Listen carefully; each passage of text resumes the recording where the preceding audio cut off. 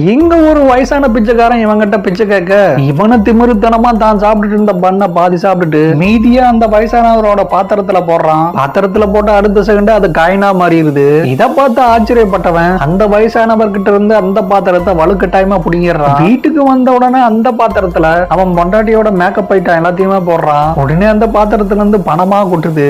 அவன் வச்சிருந்த அந்த சின்ன பாத்திரம் திடீர்னு பெருசா ஆயிடுது. இத பார்த்து பேராசப்பட்டவன் அவன் வீட்டுக்குள்ள இருந்த எல்லா பொருளையும் தூக்கிட்டு வந்து அந்த பாத்திரத்துல போடுறான். ஆனா அந்த பாத்திரத்துக்குள்ள இருந்து ஒரே ஒரு நோட்டு மட்டும் தான் வெளி வருது. அப்பன் பார்த்து இவனோட பொண்டாட்டி மேக்கப் ஐட்டம் இல்லாதனால இவனை பிடிச்சு கத்துறா. இவன் தாங்கிட்டு இருக்கிற பணத்தை எல்லாத்தையுமே பாத்திரத்துல போட்டு இது லாட்டரியில வின் பண்ண போன எல்லாமே உனக்கு தானே சொல்றான். அவன் பொண்டாட்டி ஆசையா அந்த பணத்தை எடுத்துட்டு இருக்க பணத்தாசை அடங்காத அவன் பொண்டாட்டி அந்த பாத்திரத்துல போட்டு அமுக்குறான். அந்த பாத்திரத்துல இருந்து இவன் எண்ண முடியாத அளவுக்கு பணம் வருது. அடுத்து அந்த பாத்திரத்துல யார போட்டு பணத்தை சம்பாதிக்கலாம்னு இவன் படுத்துக்கிட்டே யோசிச்சுட்டு இருக்கும் போது அந்த பாத்திரத்துல இருந்து வினோதமான சத்தம் வருது.